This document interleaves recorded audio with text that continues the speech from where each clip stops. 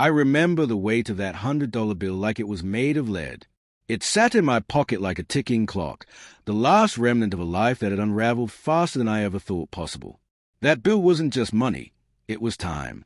The last bit of time I had before everything fell apart completely. 2 months earlier, I was living in a sleek downtown apartment, working a job that paid well enough for me to pretend I had made it. I had a fiancé, a German shepherd named Diesel, and a shelf full of self-help books I never finished. But the layoffs came like a plague. First, a few colleagues were let go. Then, my boss, with a look that said he hated himself more than me, called me into his glass office. 15 minutes later, I was just another story in the unemployment statistics. I thought I could bounce back. That's what everyone thinks. But after a few weeks, the savings dwindled. The calls stopped. Friends grew distant. Diesel got sick, and I had to choose between groceries and vet bills. The groceries won. I still haven't forgiven myself for that. So there I was, on a freezing January morning in Cleveland, standing at the corner of 34th and Market with a duffel bag of clothes, an unpaid phone bill, and exactly $100 to my name. No job, no plan, no hope. Just $100 and an annoying voice in my head that whispered, "This is how people disappear." I didn't want to disappear. I walk until my legs hurt. Cafes, gas stations, barbershops, anywhere with a help wanted sign. Most places laughed me off. I had no experience they needed, no resume worth reading. By 3 p.m., the sky had darkened, snowflakes fell like ash, and my fingers had gone numb from cold. I ducked into a dollar store for warmth and wandered the aisles without intention. That's when I saw them, packs of cheap lighters, 5 for $1. Something clicked. Everyone needs fire. Campers, smokers, survivalists. I grabbed 10 packs. Then a box of small candles. My total came to $12. I had no idea what I was doing, but my instincts had kicked in. I left the store with a bag of goods and a strange flutter in my chest. I spent the next few hours sitting outside the train station, laying out the lighters and candles neatly on a small mat I'd made from an old sweatshirt.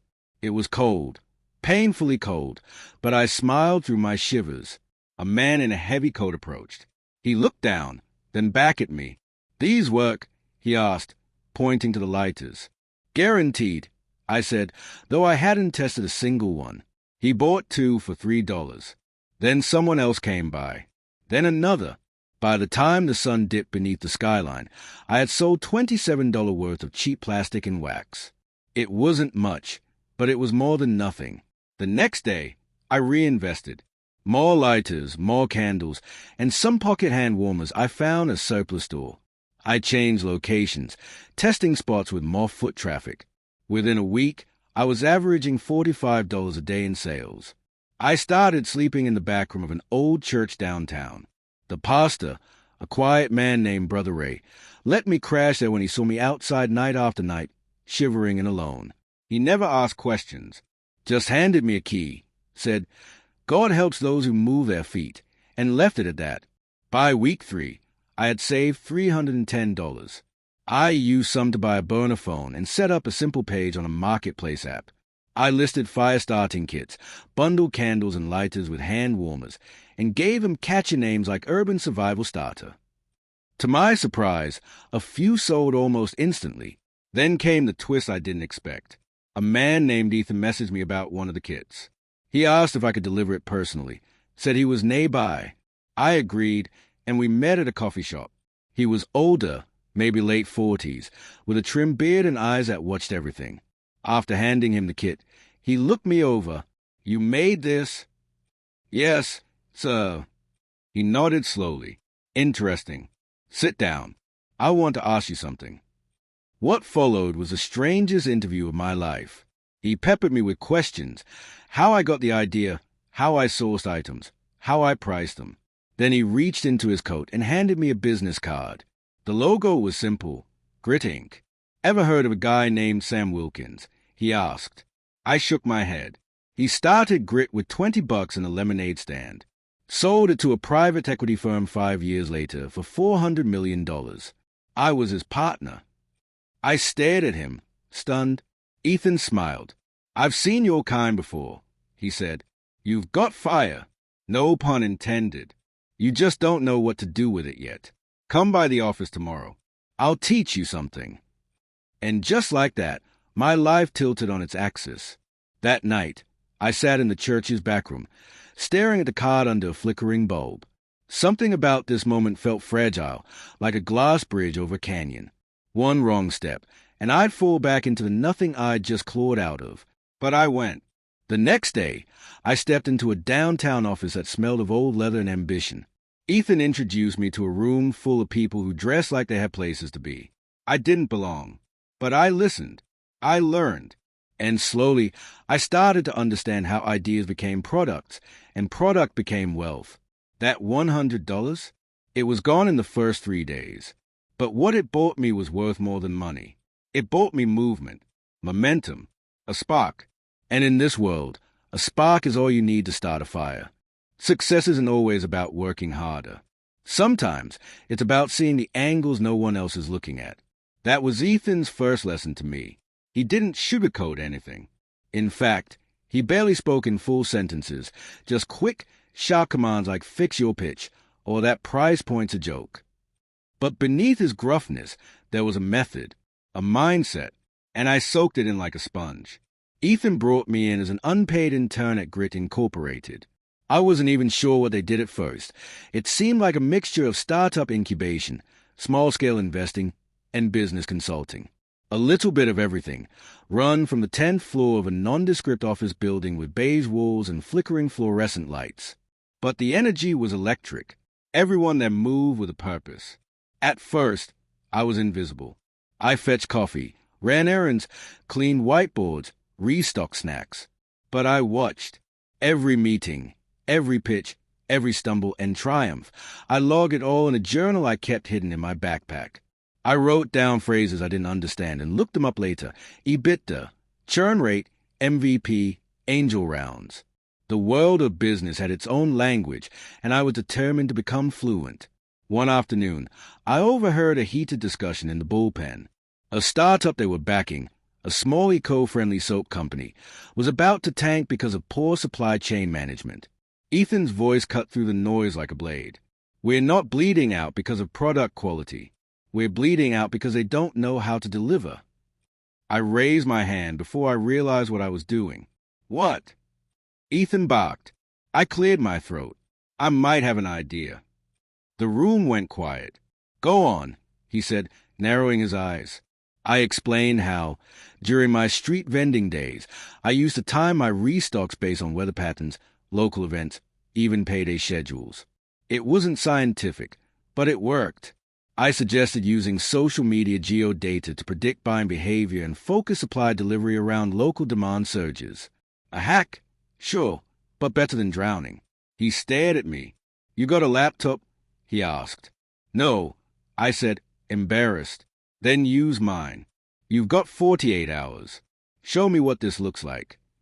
I didn't sleep.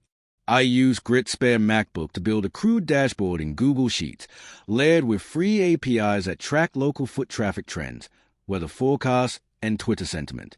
It was ugly, but it worked. Ethan presented it to the client 2 days later. They didn't just use the tool. They hired me on retainer to help build it out. I still had less than $500 in my bank account, but that didn't matter. For the first time in months, someone paid me not for my labor, but for my mind. That moment changed everything. I kept grinding. I kept learning. And one night, while sipping bad coffee in Grit break room at 2 a.m., I had a vision. Not a dream. A vision. See, the problem with most success stories is that they chase trends. Crypto, dropshipping, real estate. But I didn't want to ride a wave. I wanted to build a surfboard. I thought back to that $100. The hustle. The raw survival instinct. What if you could take people like me, people on the edge, and give them the tools to build something real? Not just capital. Knowledge. That's when the seed for my first real company was planted. Foundry One, a digital platform that turns street-level hustlers into scalable micro-entrepreneurs. Kits, education, dropship logistics, and mentorship all in one place. Think Shopify meets Masterclass, but targeted at the invisible class, The forgotten ones who start with nothing. I pitched it to Ethan. He didn't say much. Just handed me a check for $5,000. Prove it. That was it. No contracts. No hand-holding. Just pressure. I rented a co-working space downtown and started coding the back-end using free templates and trial software. I built ugly wireframes, filmed free tutorial videos, and DM'd every vendor I'd ever met. People who sold incense on sidewalks, ran taco stands, fixed phones in flea markets. Within 2 months, 87 users signed up. 10 of them made real sales using Foundry One's tools. By month 4, we had 500 users. I hadn't slept in weeks, but the fire in my chest kept me going.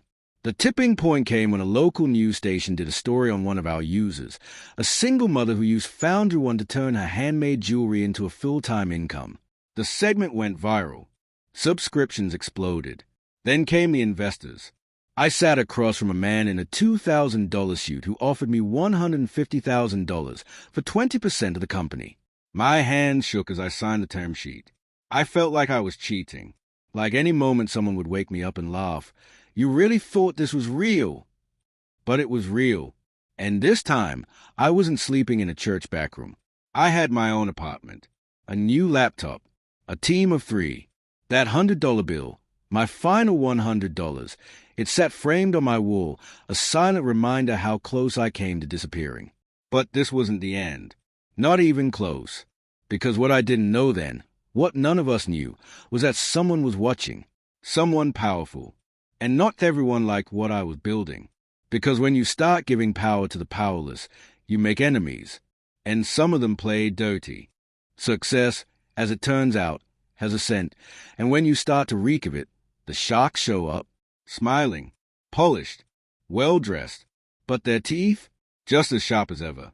After that local news feature aired, things moved fast. Almost too fast. Foundry One hit 10,000 users in under 3 months. We were onboarding over 200 new accounts daily. Street vendors from Lagos, single dads in Detroit, immigrant-owned corner shops in Queens. They were all finding their way to us. The mission was working. We were working. And that's when the vultures started circling. At first, they came in the form of VC firms with champagne handshakes and curated LinkedIn smiles. They pitched me terms that looked good on paper: aggressive growth, strategic alignment, a dream of IPOs and unicorn status. But the more I listened, the more I realized they didn't care about the mission. They wanted the machine, the raw power of 10,000 street-level entrepreneurs who trusted us. Ethan warned me early. They'll offer you millions to kill your soul, he said. Don't sell the mission. Scale it.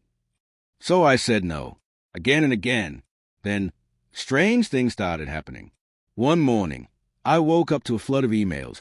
Foundry One's backend had been breached. Thousands of users were locked out of their dashboards. Someone had exploited an API vulnerability we didn't even know existed. We scrambled for 72 straight hours to patch it. But the damage was done. A tech blog picked up the story and painted us as reckless. Another startup crumbles under its own hype. I knew it was coordinated. The blog's parent company had ties to a venture firm I'd just turned down. Coincidence? Maybe, but I didn't believe in coincidences anymore. Still, we clawed back. I brought in a cybersecurity consultant, an old-school coder named Jules who looked like he slept in server rooms. She tore apart our code base, rebuilt it from the ground up, and added layers of protection I didn't even know existed. She became our CTO. I gave her equity on the spot. The users returned. Not all of them, but enough. And those who stayed, they were loyal. They'd seen the storm and knew we didn't fold. Then, one night, I got a message on our support email. Simple, unsettling, not bad for a street rat. Let's see how far you get. No name, no traceable IP. Just that. I didn't sleep that night. But I didn't stop either. Instead, I doubled down. We expanded, partnered with local co-ops and shipping hubs, introduced a microloan feature, peer-to-peer lending between users, backed by Foundry One's escrow system. Within weeks, people were funding each other's dreams. A woman in Thailand used a $50 loan to buy raw materials and turned it into $300 in profit. A teen in Brazil launched a phone case line. This wasn't just business anymore. It was revolution. And revolutions make the old guard nervous. That's when they sent him. His name was Cartervale, CEO of a major tech conglomerate with a philanthropic initiative arm that looked squeaky clean. He invited me to a dinner in Midtown. Private room, mahogany walls, steaks the size of my head. It felt like a mob movie. Carter was all charm, complimented the platform, asked about our growth, then leaned in, glass of scotch in hand. "We love what you're building," he said. "We want in. I'm talking acquisition. Full buyout. You stay on as CEO. We'll give you scale you've never dreamed of." He slid the number across the table. $28 million. I stayed at it, not because I was tempted, but because I wasn't.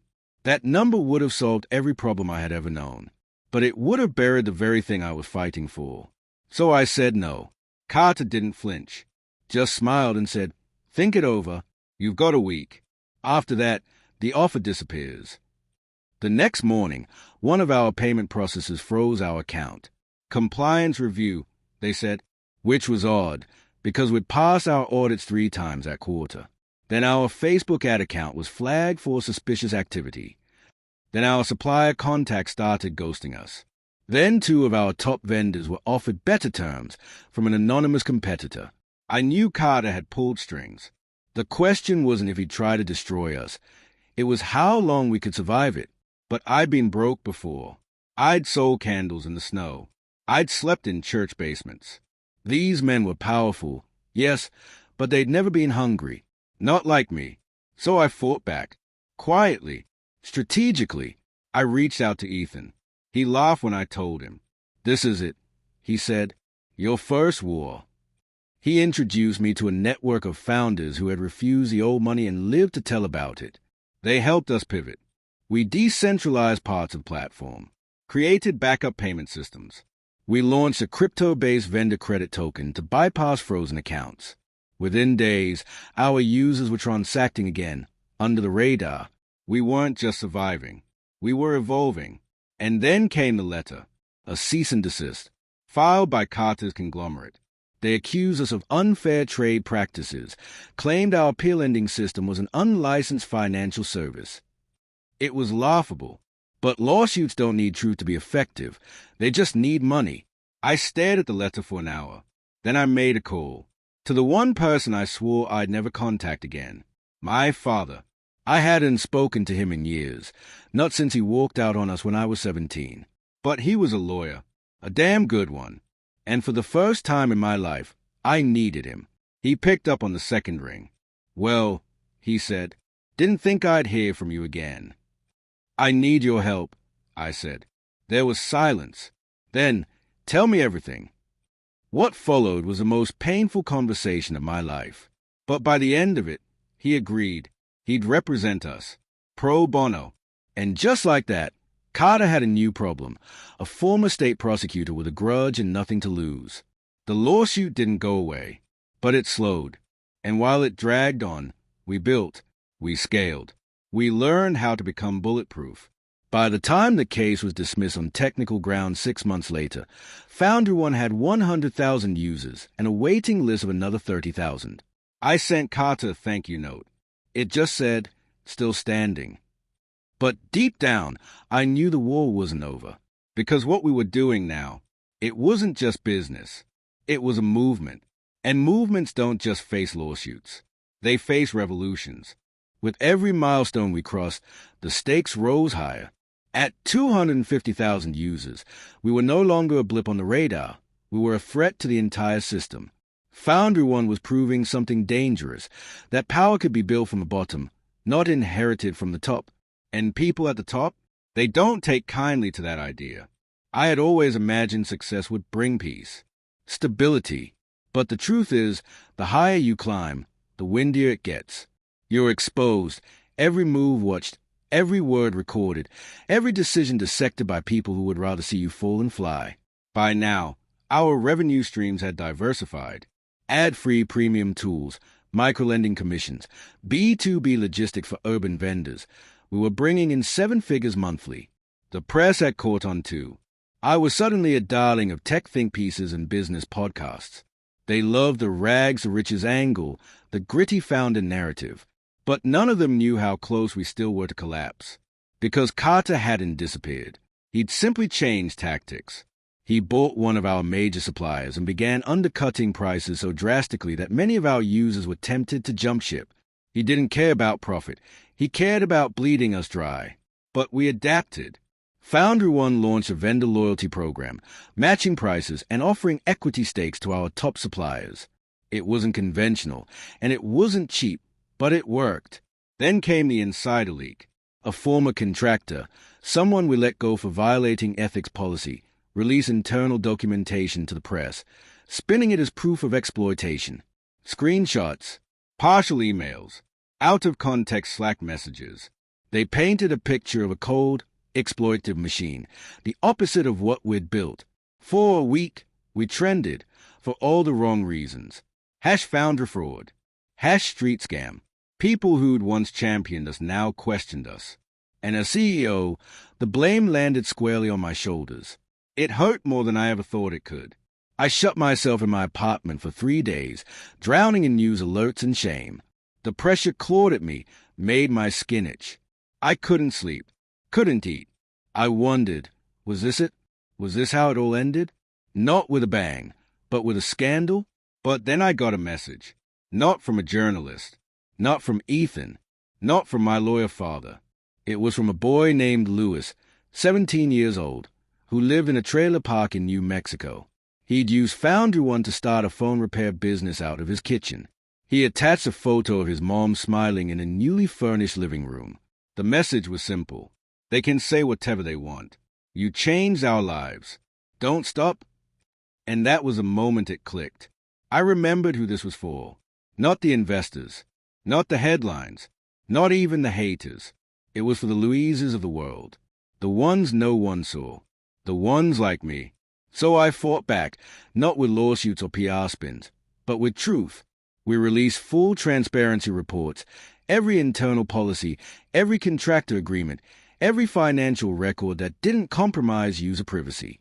We held live town halls with our users. We let them ask anything, and we answered.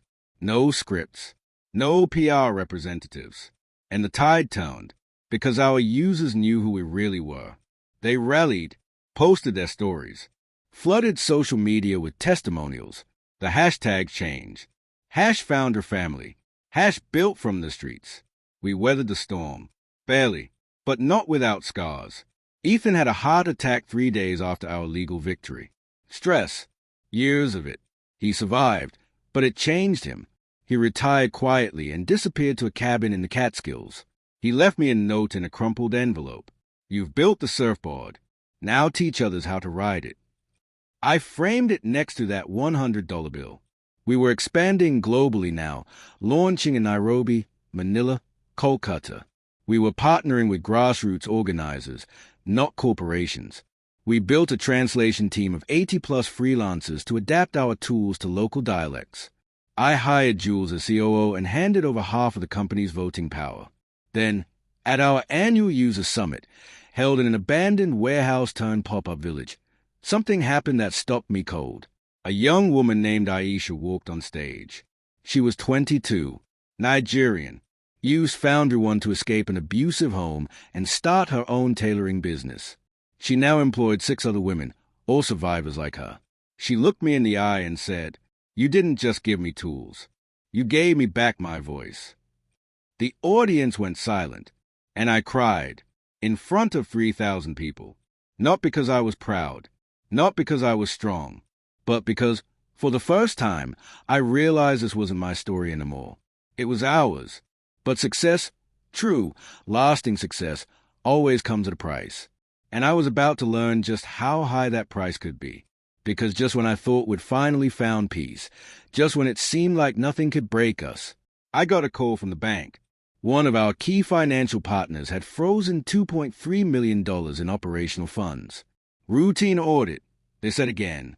But I knew this wasn't over. Carter wasn't finished. And this time, he wasn't coming for my company. He was coming for me. The bank account freeze was a message, a warning dressed in legal jargon. $2.3 million, gone from reach in an instant. Our payroll was due in 5 days. Contracts hung in the balance. And for the first time in years, I felt the old fear again, the kind that sits in your chest like wet concrete. But fear has never been a stranger to me. I met it in food lines, slept next to it in abandoned bus stations. By now, I knew its voice, and I also knew how to shut it up. Still, this wasn't a random attack. It was surgical, coordinated, which meant only one thing. Carter, he wasn't trying to buy us out anymore. He wanted to bury us, to make an example of what happens when someone like me rises too fast, too far. But what he didn't know, what he could never understand, was that Foundry One didn't belong to me anymore. It belonged to the people. And people are unpredictable. I called a closed-door meeting that night. Just me, Jules, our legal team, and the two most trusted advisors I had. We mapped every threat, every leak, every loophole Carter could exploit. And then we flipped the script. It started with a quiet, subtle move. We open-sourced a portion of our platform's backend. The core logic, the tools, the playbook. The world could now take what we built and build with it, not just as users, but as owners. Then we went further. We launched the Foundry DAO, a decentralized network governed by our top 10,000 users. They voted on upgrades, funding priorities, new features, and revenue shares. It wasn't just a company anymore. It was a movement with a heartbeat of its own. And we told everyone. The story hit the press like lightning. Startup turns billion-dollar tech into open-source uprising. The media spun it as visionary, revolutionary. But it wasn't about hype, it was about survival. Because you can crush a company, but a decentralized movement, good luck putting that genie back in the bottle. The pressure grew too much for Carter. His board turned on him. One of his own senior execs leaked documents showing his direct interference in Foundry One's operations. Blackmail, backdoor acquisitions, all of it. He resigned 2 weeks later. Silent, ashamed, a ghost of the empire he once ruled. And that bank? They reversed the freeze, publicly apologized. It was the first time I'd ever seen a corporate giant blink. We paid our people, on time. And Foundry One? It exploded. Overnight, we went from 300,000 users to nearly 1.2 million across 14 countries. Young entrepreneurs, struggling families, street-side vendors, everyone wanted in. Not to get rich, but to rise.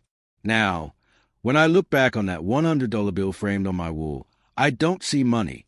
I see every candle I sold in the freezing cold. Every no I turned into a not yet.